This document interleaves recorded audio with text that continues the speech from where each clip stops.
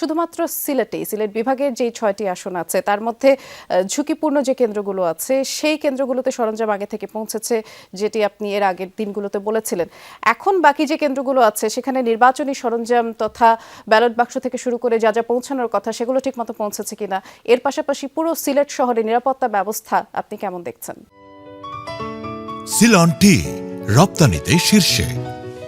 সকাল থেকেই আমরা সিলেট শহর জুড়ে আমরা যৌথ বাহিনীর টহল দেখছি এবং সেখানে সেনাবাহিনী সদস্য, বিজিবি, পুলিশ, র্যাব, আনসার প্রত্যেকেই আসলে এই সিলেট নগরে টহল দিচ্ছেন এবং আইন শৃঙ্খলা পরিস্থিতি যাতে স্বাভাবিক থাকে, ভোট কেন্দ্রের বা ভোটের আগের দিন যাতে কোনো নাশকতা, কোনো এইরকম কোনো ঘটনা না ঘটে সেই প্রস্তুতি তারা নিয়ে রেখেছেন। এবং আমরা সকাল থেকে যেটি দেখছি যে সিলেটের কেন্দ্রে কেন্দ্রে আসলে প্রিজাইডিং অফিসারদের মাধ্যমে ভোটের যে সরঞ্জাম সেই সরঞ্জামাদি পৌঁছে যাচ্ছে এবং সকল ধরনের নিরাপত্তা বেষ্টনী দিয়েই আসলে সেই সরঞ্জামগুলো পৌঁছে দিয়েছে, যাতে কোনো ধরনের বিতর্কের সৃষ্টি না হয়।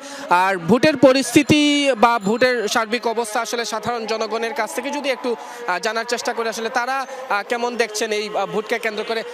আগামীকাল তো নির্বাচন, কেমন পরিবেশ দেখছেন সিলেটে? ভালো, কোনো ইয়ে নাই আর কি, শান্তি সুস্থভাবে হচ্ছে আর কি। নির্বাচন নিয়ে আসলে কি ভাবছেন আপনারা?